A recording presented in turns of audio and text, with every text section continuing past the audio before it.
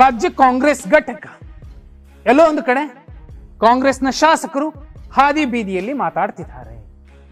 ಜೊತೆಯಲ್ಲಿ ಸಚಿವರು, ಅತ್ಯಂತ ಹಿರಿಯ ನಾಯಕರು ಕೂಡ ಸರ್ಕಾರದ ವಿರುದ್ಧ, ತಮ್ಮದೇ ಸರ್ಕಾರದ ವಿರುದ್ಧ ಹಾದಿ ಬೀದಿಯಲ್ಲಿ ಮಾತಾಡೋ ಮೂಲಕ ನಮಗೆ ಹೇಳೋರಿಲ್ಲ ಕೇಳೋರಿಲ್ಲ ಅನ್ನುವಂತಹ ಸ್ಥಿತಿ ನಿರ್ಮಾಣ ಆಗಿದೆ.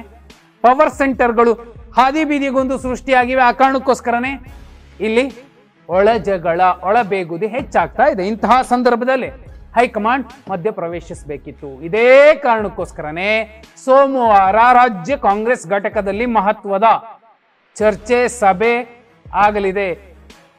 ಜೊತೆಲಿ ಹೈ ವೋಲ್ಟೇಜ್ ಮೀಟಿಂಗ್ಗಳು ಕೂಡ ನಡೆಯುತ್ತಿವೆ. ಯಾಕಂದ್ರೆ ರಾಜ್ಯ ಕಾಂಗ್ರೆಸ್ ಘಟಕದ ಉಸ್ತುವಾರಿ ರಣದೀಪ್ ಸಿಂಗ್ ಸುರ್ಜೇವಾಲಾ ಅವರು ರಾಜ್ಯಕ್ಕೆ ಬರೋರಿದ್ದಾರೆ. ಮುಖ್ಯಮಂತ್ರಿ ಸಿದ್ದರಾಮಯ್ಯ ಹಾಗೂ ಉಪಮುಖ್ಯಮಂತ್ರಿ ಡಿ.ಕೆ. ಶಿವಕುಮಾರ್ ಅವರನ್ನ ಒಟ್ಟಿಗೆ ಕೂರಿಸಿಕೊಂಡು ಮಹತ್ವದ ಮಾತುಕತೆ ನಡೆಸೋರಿದ್ದಾರೆ. ನಿಜಕ್ಕೂ ಪವರ್ ಸೆಂಟರ್ಗಳಿವೆ, ಅದು ಈ ಎರಡು ಪ್ರಮುಖ ಬಣಗಳ ಉಪಬಣಗಳು ಅನ್ನೋದಾದ್ರೆ ಇವರಿಬ್ಬರ ಜೊತೆಯಲ್ಲಿ ಮಾತುಕತೆ ನಡೆಯಲಿದೆ. ಇದು ಒಂದನೇ ಸುತ್ತಿನ ಮಾತುಕತೆ.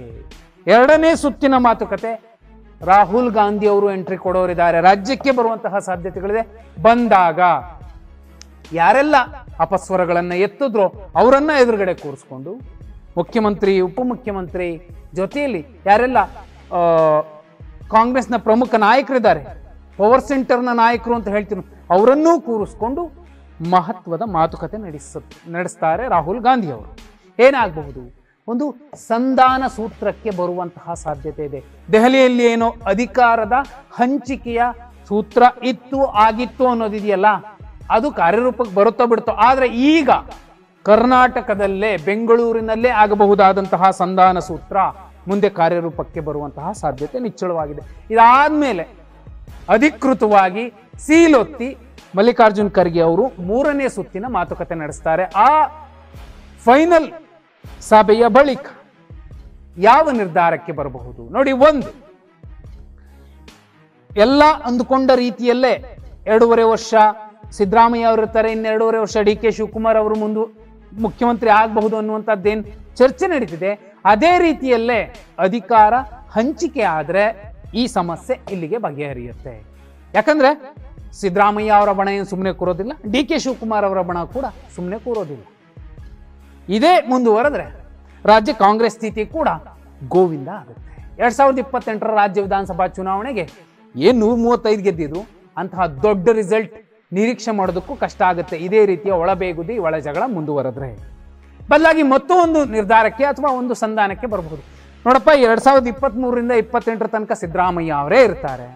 28ರ ರಿಸಲ್ಟ್ ಬಂದು 33ರ ತನಕ ಮತ್ತೊಬ್ರು ಕೂಡ ಮುಖ್ಯಮಂತ್ರಿ ಆಗ್ಲಿಕ್ಕೆ ಎಷ್ಟರ ಮಟ್ಟಿಗೆ ಶ್ರಮ ವಹಿಸ್ಬೇಕು, ಎಷ್ಟರ ಮಟ್ಟಿಗೆ ಜೊತೆಯಲ್ಲಿ ನಿಲ್ಬೇಕು.